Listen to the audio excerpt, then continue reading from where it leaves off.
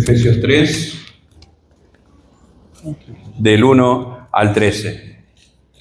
Por esta razón, yo, Pablo, prisionero de Cristo Jesús, por el bien de ustedes, los gentiles, me arrodillo en oración.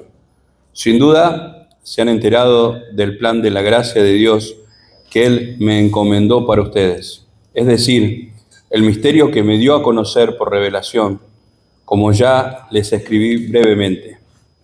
Al leer esto, podrían darse cuenta de que comprendo el misterio de Cristo, ese misterio que en otras generaciones se les dio a conocer, no se les dio a conocer a los seres humanos.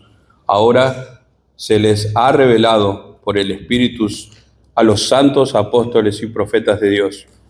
Es decir, que los gentiles son, junto con Israel, beneficiarios de la misma herencia, miembros de un mismo cuerpo y participantes igualmente de la promesa en Cristo Jesús mediante el Evangelio.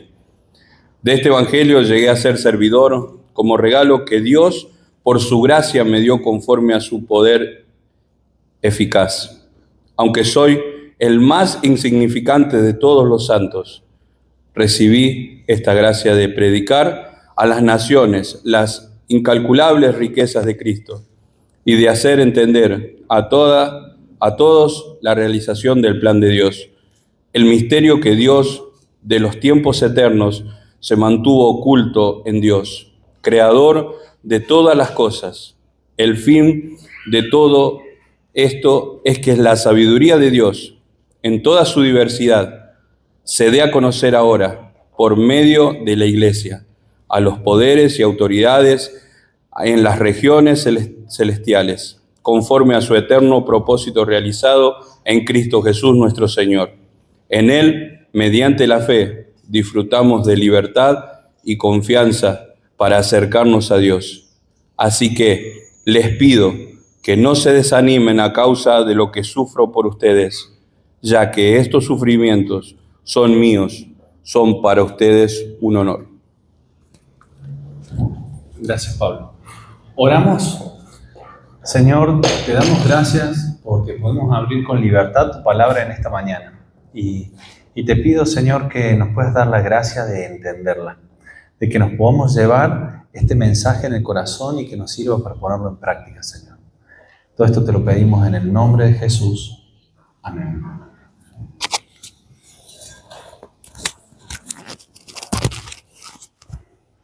Bien.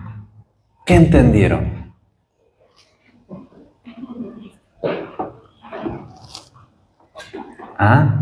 Es difícil por ahí, hoy lo veíamos a la mañana temprano, agarrar una carta, abrir a la mitad y decir bien de qué se trata. De esta porción, esta pequeña porción que tiene un montón de información, nosotros tenemos que sacar toda la palabra de Dios que nos va a nutrir. Entonces, para hacer eso, primero que nada les voy a mostrar de qué vamos a hablar. Hoy, principalmente quiero ver si ya se ve bien. Ahí está, ya se ve bien. Vamos a hablar de un misterio.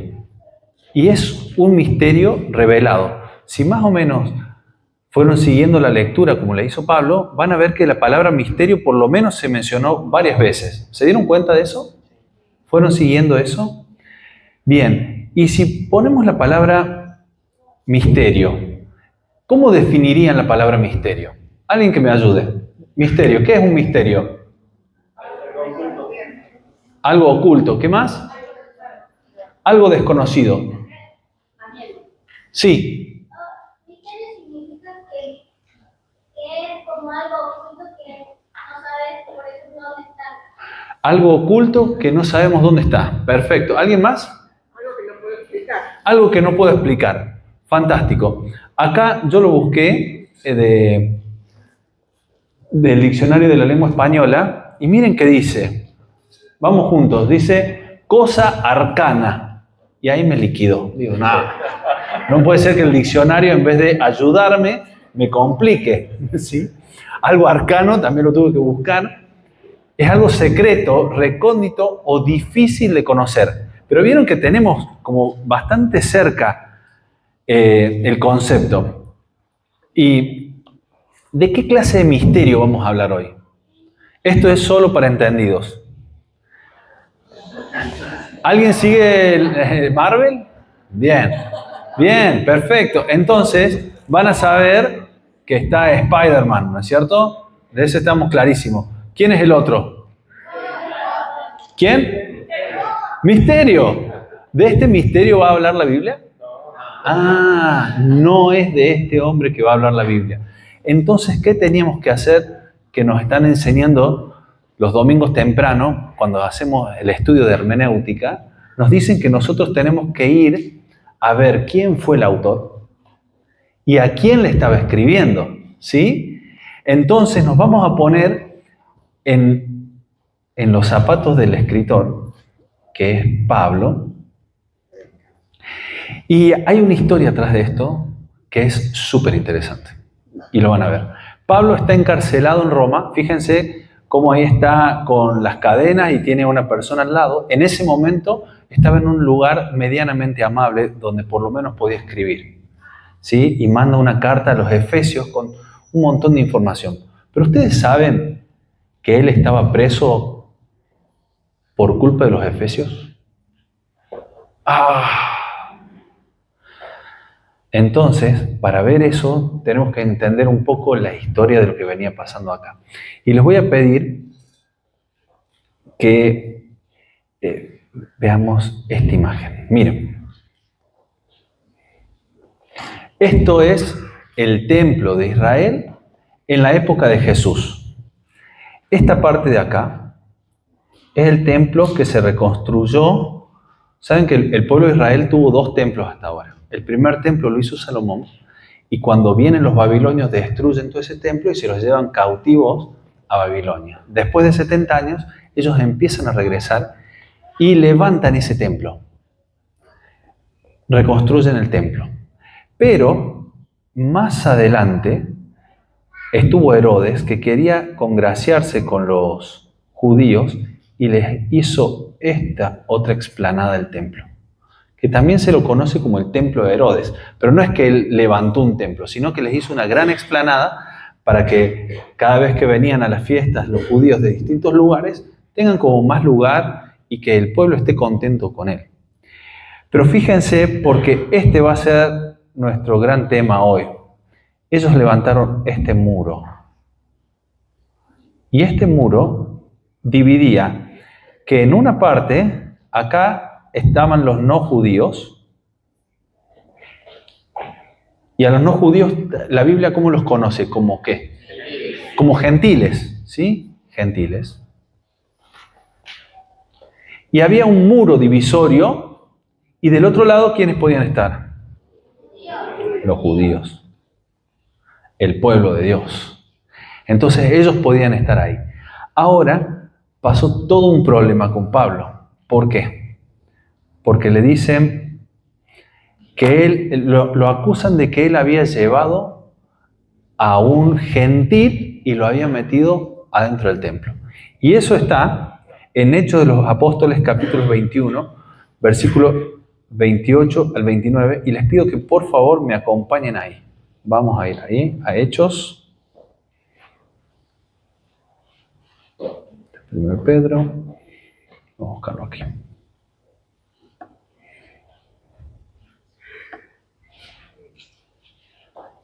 Hechos 21, 27. Miren esto. Dice, cuando estaban para cumplirse los 7 días, los judíos en Asia, vamos a ir al 28 directamente. Lo ven que está predicando Pablo en el templo y dicen, hombres de Israel, ayúdennos. Este es el hombre que enseña a todos por todas partes contra nuestro pueblo, la ley y este lugar, es decir, y el templo. Está hablando contra todos nosotros. Además, incluso ha traído griegos al templo y ha profanado este lugar santo. Se alborotó toda la ciudad y llegó el pueblo corriendo de todas partes, apoderándose de Pablo, lo arrastraron fuera del templo y al instante cerraron las puertas. ¿Sí? En ese momento lo empiezan a acusar a Pablo de todo este alboroto. Dice, y miren el versículo 29, dice, pues anteriormente habían visto a Trófimo el efesio con él en la ciudad y pensaban que Pablo lo había traído al templo. ¿Ven que ahí aparece un efesio dando vuelta? Entonces vemos que este muro era para ellos muy importante, que no cualquiera podía atravesarlo. Había una leyenda que me lo dice acá un comentario bíblico que a mí me gusta mucho, que dice, entre ese atrio, es decir, entre el patio de los gentiles o de los no judíos y el patio de los judíos, había un cartel que decía, ningún gentil puede pasar por la barricada que rodea el santuario. El que sea sorprendido en tal acto será culpable de su propia muerte en consecuencia. No podían pasar. Aunque Pablo no lo había hecho, ciertos judíos de Asia lo acusaron de llevar a Trófimo, un gentil de Éfeso, a la parte interior del templo y habrían matado a Pablo con piedras de no haber sido rescatado por los soldados romanos. Fíjense qué clase de muralla es la que estamos estudiando. ¿Cualquiera de ustedes hubiese pasado tranquilo por esa muralla? No. Y para un judío, ¿qué significaba esa muralla? No, pará. Yo estoy de este lado de la muralla. Vos sos un gentil. Vos sos de afuera, no sos de acá. No perteneces al pueblo de Dios. ¿Sí? Me encanta esta imagen. Fíjense lo que es esta reconstrucción que hicieron del templo. Acá es el lugar santo y lugar santísimo. Acá está Dios. Los gentiles están acá afuera. El gentil. Y acá los judíos, y este es nuestro muro. Ahora, el libro de los Efesios tiene distintas partes que se las quiero explicar porque está muy relacionado con lo que vamos a leer en el capítulo 3. Y vamos a arrancar desde el 1. Acá. Efesios capítulo 1. Es muy fácil aprender el esquema de cómo está diagramado el libro. El capítulo 1 va a hablar de dos temas principales. Habla de una alabanza a Dios y después de una oración. En la alabanza, fíjense porque vamos a dejar anclados pensamientos a los que vamos a ir y vamos a volver. Acá dice, bendito sea el Dios y Padre de nuestro Señor Jesucristo. Y el versículo 4 dice, porque Dios nos escogió en Cristo antes de la fundación del mundo. Vamos a volver varias veces a este tema. Por eso se los menciono acá. Entonces, en la primera carta del libro, alaba a Dios y nos dice, porque Él nos escogió antes de la fundación del mundo. En la segunda parte, ora por los efesios, en las oraciones da gracias y les pide a Dios que le dé entendimiento y sabiduría para saber a qué esperanza son llamados, cuáles son las riquezas de su gloria y la grandeza de su poder. Tienen que poder entender lo importante del llamado de llegar a Cristo. En el capítulo 2 también se divide en dos segmentos, en dos secciones.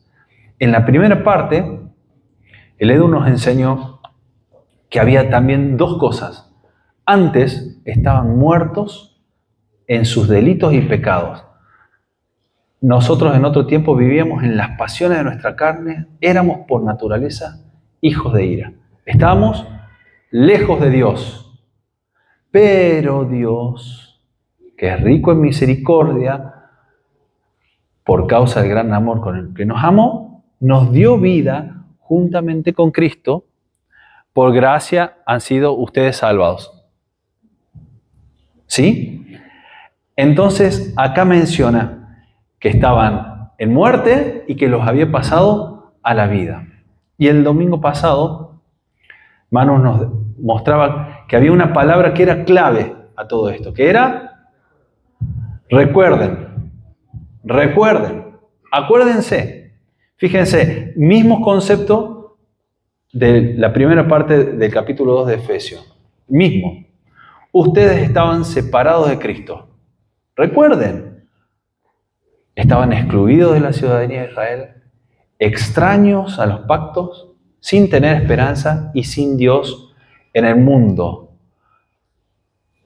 Pero, acá viene, Jesucristo dice, han sido acercados por la sangre de Cristo, porque Él mismo es nuestra paz, y de ambos pueblos hizo uno, derribando la pared intermedia de separación.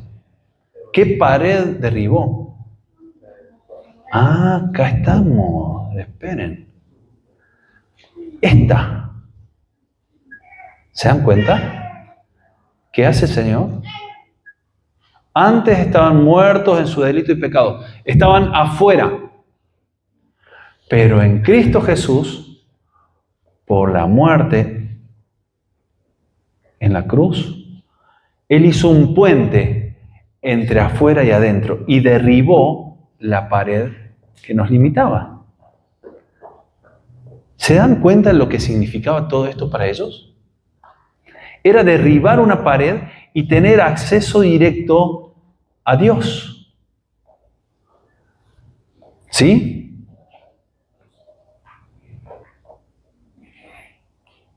Quiero no dejarme esta parte.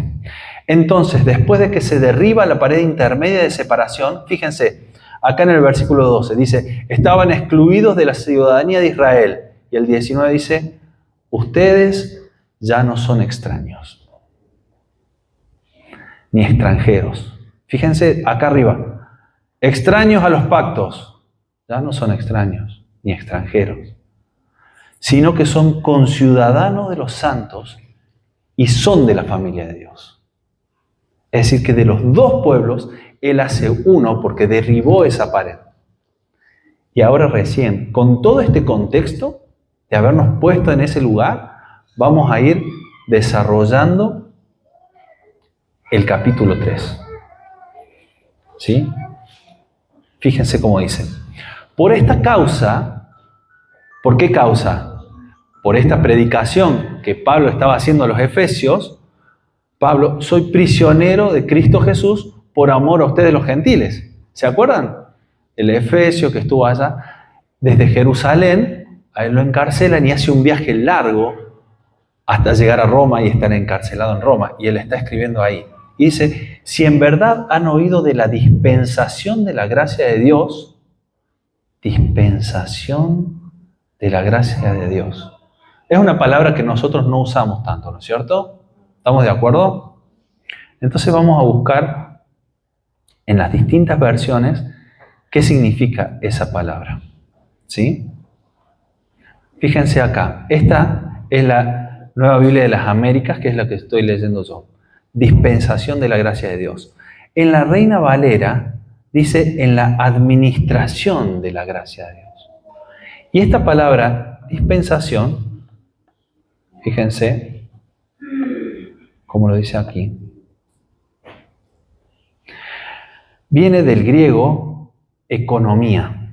Él tenía que administrar y dar esa gracia de Dios. Y vamos a ver cómo lo traducen otras versiones. Dice, sin duda se han enterado del plan de la gracia de Dios que me encomendó para ustedes. Dios le había dado a él un ministerio. ¿Y cuál era ese ministerio? Predicar a los gentiles, hablarles a ellos, ¿sí? Fíjense acá en la Nueva Traducción Viviente dice, ustedes saben que Dios me encargó de manera especial extenderles su gracia. Él tenía la responsabilidad de predicarle a ellos el Evangelio.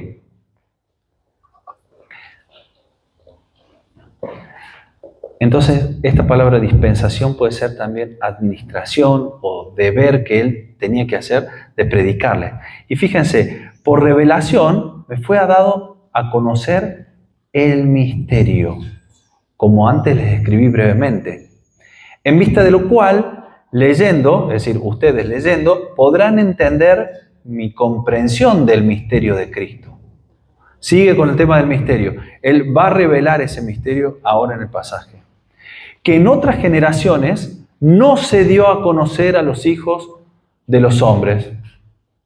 Ah, mira, antes había profetas que podían explicar gran parte, pero no se había dado a conocer esta información hasta este momento, como ha sido revelado a sus santos apóstoles y profetas por el Espíritu. Y quiero que me acompañen ahora a 1 de Pedro, capítulo 1 y versículo 10. Fíjense, acerca de esta salvación, viene hablando de la salvación y de la importancia de la fe en la salvación, acá Pedro, ¿sí? Dice, acerca de esta salvación, los profetas que profetizaron de la gracia que vendría a ustedes, diligentemente inquirieron y averiguaron, procurando saber qué persona o tiempo indicaba el Espíritu de Cristo dentro de ellos, al predecir los sufrimientos de Cristo y las glorias que seguirían. Ellos tenían parte de la revelación, pero no tenían totalmente descubierto este misterio que nos va a hablar Pablo. ¿Sí? Dice, a ellos les fue revelado que no se servían a sí mismos, sino a ustedes, en estas cosas que ahora les han sido anunciadas mediante los que predicaron el Evangelio por el Espíritu Santo enviado del cielo. Cosas las cuales los ángeles anhelan mirar. Y quiero que recuerden esto, así, ¡tuc! Lo vamos a dejar acá. Cosas las cuales los ángeles anhelan mirar. Pero fíjense que ellos tenían parte de la revelación, pero acá Pablo nos va a revelar algo más. A saber, ¿qué es esta revelación? Que los gentiles son coherederos y miembros del mismo cuerpo, participando igualmente de la promesa en Cristo Jesús mediante el Evangelio. Entonces, los gentiles son coherederos y miembros del mismo cuerpo. Así que si nos vamos a la otra imagen, ese muro se derribó y toda esa gente que se acerca a Dios, que se acercaba al templo, era porque se quería acercar a Dios, ya no existe más ese muro. Entonces gentiles y judíos que creen en Jesús forman un mismo cuerpo, que es la iglesia. Participando igualmente de la promesa en Cristo Jesús mediante el Evangelio. Es de este Evangelio que fui hecho ministro. ¿Él eligió ser ministro? Dios se lo dijo. Dios lo puso ahí. Fíjense el principio en Efesios capítulo 1. ¿Qué decía? Efesios 1:4. ¿Se acuerdan? Que Dios nos escogió antes de la fundación del mundo. Exactamente. Dios nos escogió a nosotros en Cristo antes de la fundación del mundo. Y a Pablo también lo eligió. Fíjense cómo se lo dice directamente a Pablo acá. Fui hecho ministro. ¿Conforme a qué? Conforme a su habilidad. ¿Dios lo eligió por las cosas que él había logrado hacer? No. Conforme al don de la gracia de Dios que me ha conseguido según la eficacia de su poder. Miren el versículo 8. A mí, que soy menos que el más pequeño de todos los santos, se me concedió esta gracia, anunciar a los gentiles las inescrutables riquezas de Cristo. Fíjense que él se le está dando algo para que haga. ¿Sí? ¿Qué era lo que él tenía que hacer? Anunciar. ¿Cómo se puede traducir esa palabra de anunciar? Predicar, anunciar, contar las riquezas de Cristo. Él tenía que predicar. Me encanta cómo lo dice acá en las distintas versiones. Perdón, pero se los quiero mostrar. Versículo 8. Miren cómo él se percibe a sí mismo, ¿no? Dice, a mí, que soy menos que el más pequeño, se me concedió esta gracia.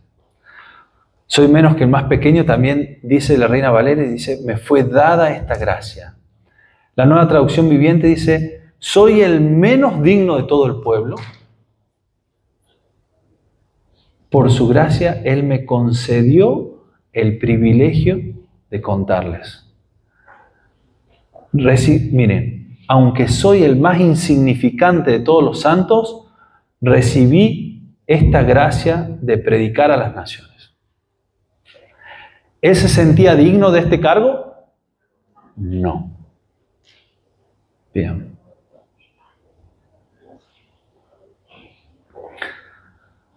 Yo creo que en este punto, y si nosotros vemos lo que pasó al principio, que Dios nos escogió a cada uno de nosotros antes de la fundación del mundo, tenemos que darnos cuenta de que así como a Pablo se le encomendó algo especial, a cada uno de nosotros se nos encomendó algo especial. Y no es muy lejos de lo que le encomendó a Pablo. ¿Qué dice Jesús en Mateo 28? Vamos ahí, por favor. Mateo, capítulo 28, versículo 19. Vayan pues y hagan discípulos de todas las naciones, bautizándolos en el nombre del Padre y del Hijo y del Espíritu Santo, enseñándoles a guardar todo lo que les he mandado. Y recuerden, yo estoy con ustedes todos los días hasta el fin del mundo. Eso le encomendó Dios a sus discípulos, pero eso es parte de la comisión que nosotros tenemos como sus discípulos. ¿Sí? Entonces, cada uno de nosotros tiene esta responsabilidad igual que la tenía Pablo, de predicar. ¿Y él se sentía digno de este cargo? No, no se sentía digno de este cargo. ¿Por qué no se sentía digno de este cargo? Quiero que me acompañen a Hechos de los Apóstoles, capítulos 22. Vamos a Hechos de los Apóstoles. Lo estoy mareando con toda la vida. Hechos 22, capítulo 3.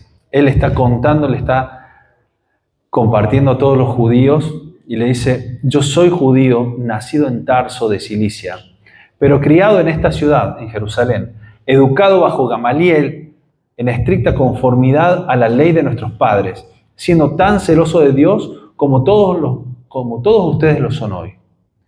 Perseguí este camino hasta la muerte, encadenando y echando en cárceles tanto a hombres como a mujeres, de lo cual pueden testificar el sumo sacerdote y todo el concilio de los ancianos. De ellos recibí carta para los hermanos y me puse en marcha para Damasco con el fin de traer presos a Jerusalén, también a los que estaban allá, para que fueran castigados. ¿Sí? Es decir, a Pablo le pesaba y le cargaba lo que él había hecho. Por eso, yo creo que cuando dice yo soy el más pequeño de todos los santos, es porque él tenía esa carga encima. Ahora, ¿qué te limita a vos de servir a Dios? ¿Vos te pensás también como muy pequeño para predicar? ¿Como el más insignificante o el menos apto para llevar a alguien a Cristo? Pablo tenía mucho de eso, pero asimismo Dios le había encomendado una gracia especial y la tenía que llevar adelante.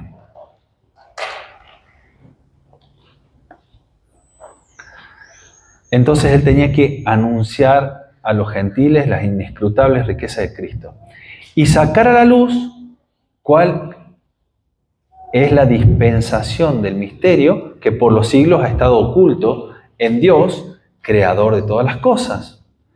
Fíjense, él tenía que hacer esto de predicar y de sacar a la luz este misterio que había estado oculto.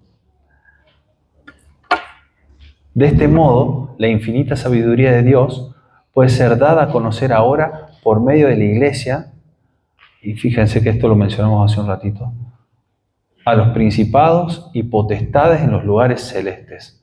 ¿Se acuerdan que recién habíamos visto que había cosas que los ángeles querían ver?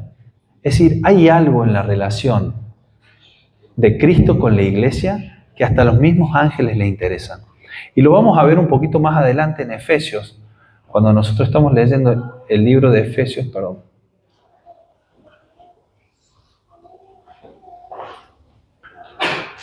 Ay, no quiero hacerlo acá. En Efesios capítulo 5, al final, dice: grande es este misterio, pero hablo con referencia a Cristo y a la iglesia. Acá está hablando todo lo que es la relación entre el hombre y la mujer, pero él aclara que este misterio del que nos venía hablando, dice, grande es este misterio, pero hablo con referencia a Cristo y la iglesia. Hay parte de la relación entre Cristo y la iglesia que hasta los mismos ángeles están atentos a ver cómo nosotros nos relacionamos con Dios, con Cristo. Bien. Conforme al propósito eterno que llevó a cabo en Cristo Jesús. Fíjense, voy de nuevo desde el 10. De este modo, la infinita sabiduría de Dios puede ser dada a conocer ahora por medio de la iglesia a los principales y potestades en los lugares celestiales, conforme al propósito eterno que llevó a cabo en Cristo Jesús, nuestro Señor. ¿Cuál es ese propósito eterno que se llevó a cabo en Cristo Jesús, nuestro Señor? Fíjense acá. En Juan 17, 22 dice así: Padre, quiero que los que me has dado estén también conmigo donde yo estoy, para que vean mi gloria, la gloria que me has dado, porque me has amado desde antes de la fundación del mundo. Vuelve a mencionar esto, ¿sí? A nosotros nos eligió antes de la fundación del mundo. A Cristo lo amó desde antes de la fundación del mundo. Esto era algo que ya estaba preparado.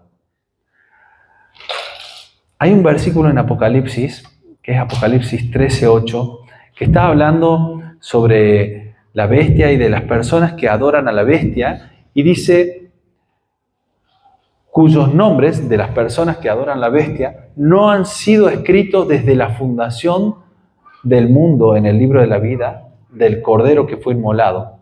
Y hay otra versión, en Reina Valera, dice del libro de la vida del Cordero que fue inmolado desde antes de la fundación del mundo. Se los quiero leer directamente desde ahí. Vamos a Reina Valera.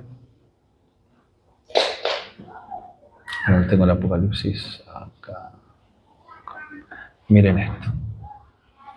Es Apocalipsis 13:8. Apocalipsis 13:8. Sí, pero es que vamos a hacer esto. Lo vamos a comparar en la multiversión. Fíjense cómo lo menciona acá.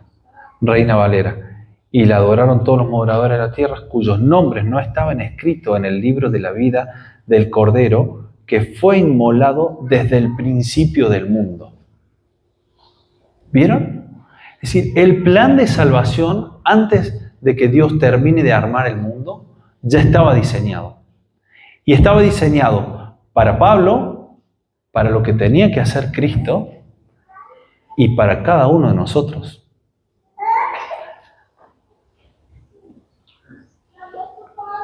Bien, ya estamos terminando, tranquilos.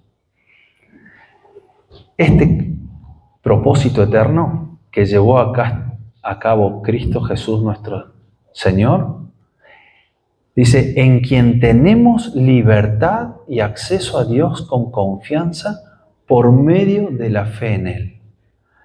Entonces, hay una sola forma de poder pasar de este terreno a este terreno. Y es por medio de Cristo. ¿Y es por medio de qué? De la fe en Jesucristo. Es la única forma en que te podés acercar a Dios. No hay otra forma. Es a través de la fe que fue vencido el muro que nos separaba del Señor. ¿Y cómo podemos entrar ahora? Porque dice las características. Podemos entrar con libertad. Todos los días te puedes acercar a ese Dios. Tenemos libre acceso, libre entrada. Con confianza. ¿Usás eso todos los días? ¿Estás con Dios en libertad y con confianza? Y termina esta parte diciendo, ruego por tanto que no desmayen a causa de mis tribulaciones por ustedes, que son su gloria. Él se acuerda que está encadenado, pero dice, pero no sufran, porque es parte del plan de Dios para conmigo. ¿Sí? Yo veo 3 puntos importantes. El cómo Dios llamó a Pablo para predicar a los gentiles, la importancia que él tenía que explicarle a ellos cómo habían sido roto ese muro, de que nosotros, los gentiles, somos coherederos de las promesas de Dios, porque fuimos escogidos también antes de la fundación del mundo, y tenemos libertad y acceso con confianza a Dios, porque Jesús también cumplió su plan y su propósito, que también estaba diseñado antes de la fundación del mundo. Mis preguntas serían, a Pablo Dios lo llamó a predicar a los gentiles. A vos, ¿a qué te llamó Dios? ¿A qué te llama Dios? ¿Qué habilidades tenés? ¿Qué dones te dio Dios a vos? ¿Los dones son para que ustedes los disfruten solos? ¿Para qué son los dones que Dios nos da? Para servir a la iglesia de Cristo, para que tus dones edifiquen esta iglesia. Entonces, si tenés un talento, una habilidad que Dios te dio, lo tenés que poner al servicio de la iglesia para el crecimiento y el desarrollo de la iglesia. Y si hay algo que todos nosotros tenemos que hacer, es lo mismo que hacía Pablo, que es predicar, anunciar. Lo segundo es tener esto en claro, que yo creo que no lo logramos entender. Y es la importancia de ser coherederos de las promesas de Dios. Gracias. Cuando nosotros entendemos la magnitud de la importancia de ser un hijo de Dios, vamos a ver la vida con otros ojos, porque somos llamados a otra cosa. Fíjense que Pablo no lo podía ni expresar. Él lo pone así en el capítulo 1. Me pasé mucho. ¿Dónde estoy acá? Acá. Dice, mi oración es que los ojos de su corazón sean iluminados para que sepan cuál es la esperanza del llamamiento, cuál es la riqueza de su gloria y cuál es la grandeza de su poder. Cuando nosotros llegamos a los pies de Cristo, creo que no dimensionamos a dónde estamos parados. La importancia de ser coherederos con Cristo. La importancia de tener esperanza de que cuando termine esta vida vamos a ir y estar con el Señor. Pero no es cuando termine nuestra vida, es que hoy estamos con el Señor. Que hoy podemos caminar con Él. Esa es la esperanza. No hemos venido al mundo solo a sufrir. Hoy tenemos esa esperanza cuando caminamos con el Señor. Y por último, usar esta libertad y acceso con confianza. ¿Saben por qué tenemos que usar esta libertad que tenemos? Porque costó muy caro.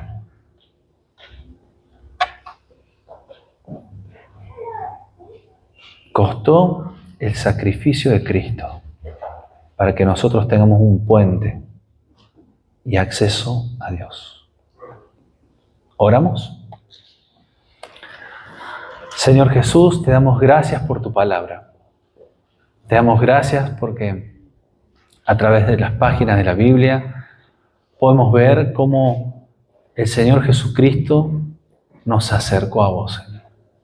Te damos gracias por el Señor, por el sacrificio, porque aunque vos lo habías planeado desde la eternidad, Él vino, se hizo hombre y murió en la cruz por cada uno de nosotros para que nosotros hoy podamos tener un libre acceso a vos. Señor, te doy gracias. Te pido que nos ayudes a entender esta gracia, a entender este regalo inmerecido que tenemos cada uno de nosotros. Y ayúdanos, Señor, así como ayudaste a Pablo a predicar, ayúdanos a cada uno de nosotros a predicar. Donde estamos, donde nos toca, Señor. En el trabajo, cuando nos vamos a cortar el pelo, cuando salimos de casa, Señor, y en nuestra misma casa, a predicar tu palabra, tu evangelio. Ayúdanos, Señor, a que esto no quede simplemente en un texto, sino que lo podamos aplicar a nuestra vida, bajarlo a la práctica. Te pedimos tu bendición, Señor. Bendice a mis hermanos en esta mañana. Tú los cubras y los guardes. Alivia sus pesares, sus penas y sus tristezas. Y que todos podamos usar este libre acceso que tenemos para estar con vos diariamente. Te bendecimos, te alabamos y te glorificamos en el nombre de Jesús. Amén.